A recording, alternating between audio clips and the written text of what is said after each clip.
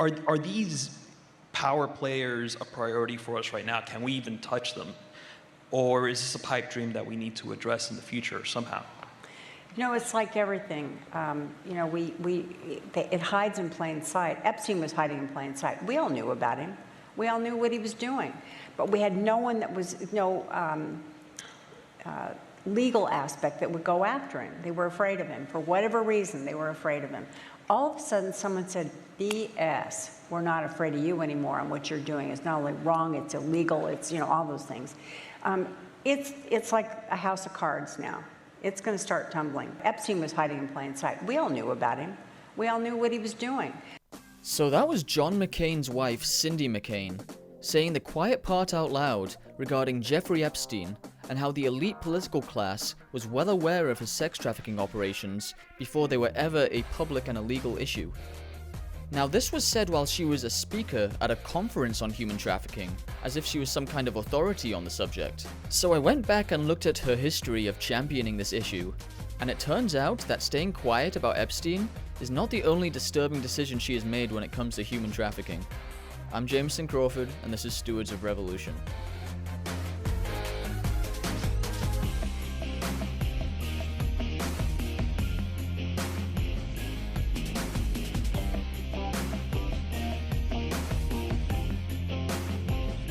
So let's just get right into it, because she might have dropped the ball with Epstein, but if you think that was a disgusting and inexcusable case of inaction, then just listen to this weird anecdote that she has.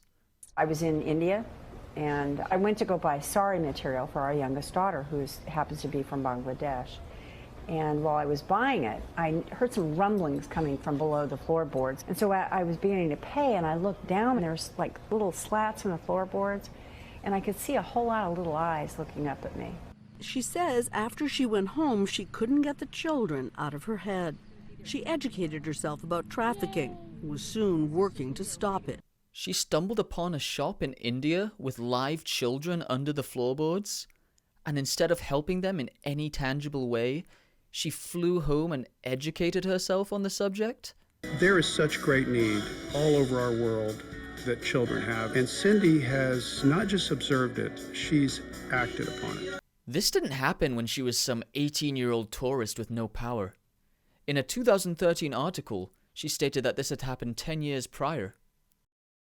In 2003, she was the wife of a prominent senator, traveling in India, and she couldn't do anything to help these children with her full security detail and access to all the diplomats and embassies. How many children's lives could she have saved? I kind of looked down, and you could kind of see through the floorboards a little bit. It was not big, but enough to where you could see movement and see people. And there were at least 30 little eyes looking up at me, and they were little girls. And it clicked with me that there was something wrong going on there, and that it was bad, number two. But the downside to it, for me anyway, is that I walked out and I didn't do anything. I didn't do one thing. 30 kids? I looked down and I could see all these little eyes looking up at me. And I realized it was probably 30 or 40 little girls down below these floorboards. This guy had them clearly enslaved. They were below the floorboards. They were in trouble. They were making noise. And I walked out of that store and I didn't do anything. I didn't do anything. 40 kids? I could see through the slats a bit, and as I looked closer and really started to pay attention, I probably could see 50, 60 sets of little eyes looking up at me. That was my first experience seeing exactly what that was, but the thing about it is, Soledad, I got on an airplane and I didn't do anything that day. Jesus, get your numbers straight, lady. In one interview, she said it was as much as 100 sets of eyes. And despite her inaction on Epstein, and with those poor children in India, she still had the audacity to spread the mantra of see something, say something. Human trafficking is all around you, hiding in plain sight. In every community, men, women, and children are exploited for forced labor and commercial sex. Together, we stand as one voice against trafficking, and we need your help. We can better protect the vulnerable and the voiceless by recognizing the warning signs. Join us. Educate yourself and your loved ones on the dangers of human trafficking. Contact the national hotline if you suspect trafficking or need help. If you see something, say something. It's time to put an end to human trafficking in Arizona. Just being aware of your surroundings. You know, there's a lot of people going in and out of my neighbor's house, a lot of children, it looks like. It's being aware of your surroundings and then doing something about it. It's not a bad thing to call the police if you suspect something. There's nothing wrong with that, because you may save a child's life in all of that. So I tell people, you know, I know we all, I don't want to call, I don't want to get involved, I don't want to be a part of this. Get involved.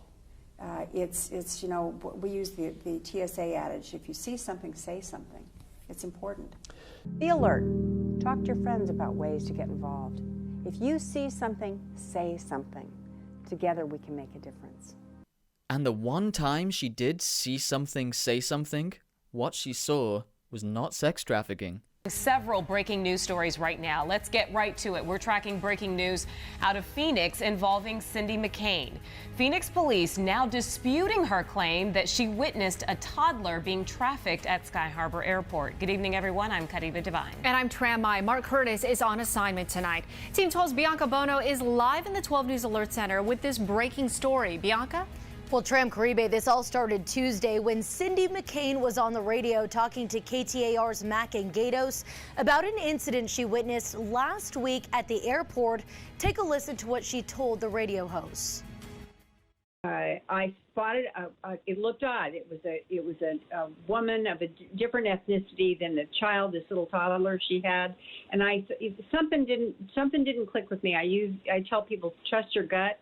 I went over to the police and I told them what I thought, and they went over and questioned her. And by God, she was trafficking that kid. No, and you said a toddler? Yeah. Cindy McCain going on to say the woman with the toddler was waiting for the man who bought the child to get off a plane. Well, now Phoenix police disputing McCain's claim, telling us last Wednesday McCain requested a welfare check on a child at Sky Harbor, but during the check, police officers determined there was no evidence of criminal conduct or child endangerment. Cindy McCain has since taken to Twitter saying, at Phoenix Sky Harbor, I reported an incident that I thought was trafficking. I commend the police officers for their diligence.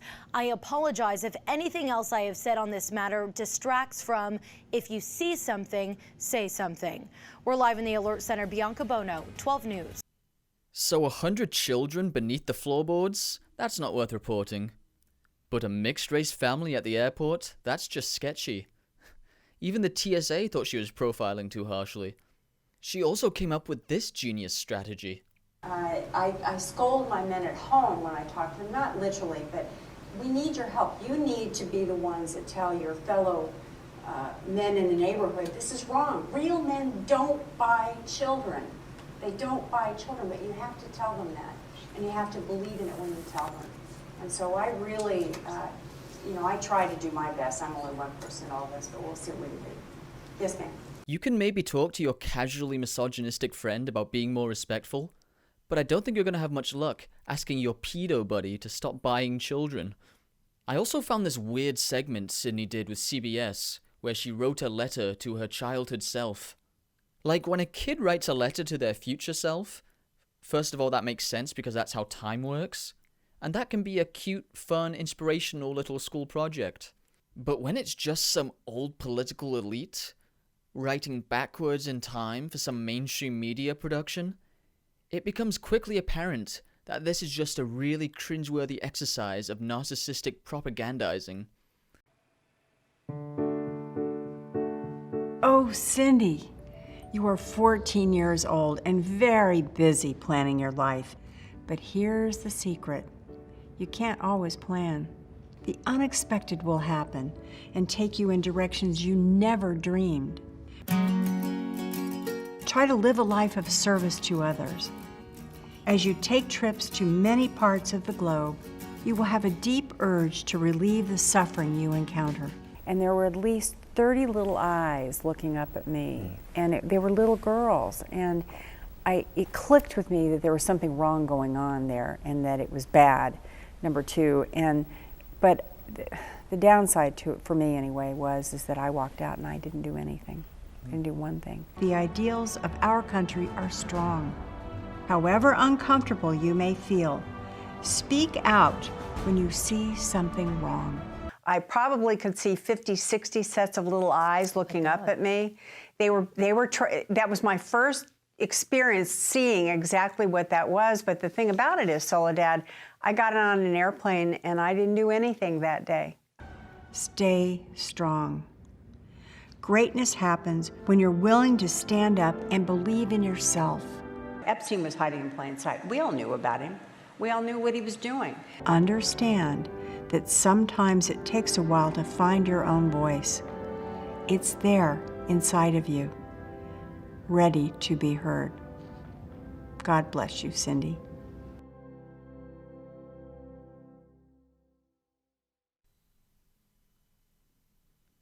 I think I'm just gonna end this video with a simple, what the fuck? God bless you, Cindy. And I didn't do anything. Hey guys, remember to like, share, subscribe, and if you think this content is valuable, then please consider donating using the links below. I'm really just getting started on this channel, and the support I receive now is going to help me evaluate how much time I can justify spending away from my day job and instead producing more content. So it means a lot and it will go a long way. Thanks again.